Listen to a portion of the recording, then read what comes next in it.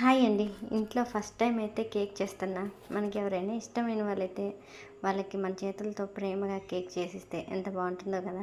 First time నేను cream cake ఇంట్లో try చేశాను. మామూలు కేక్ అయితే ఎప్పుడో ఒకసారి చేస్తా, కానీ క్రీమ్ కేక్ ఫస్ట్ టైం చేశాను. చాలా బాగా వచ్చింది, కానీ పైన డిజైన్ కొంచెం మిస్ అయిపోయింది. ఫస్ట్ అయితే 2 ఎగ్స్ తీసుకొని మంచిగా బీట్ చేసేసి దాంట్లో 1 కప్పు షుగర్ అయితే వేసాను.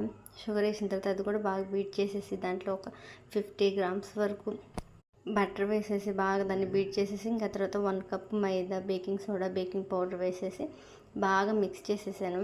ఇంకా తర్వాత కొంచెం గట్టిగా ఉందని 1 కప్పు వరకు పాలు అయితే వేసేసాను.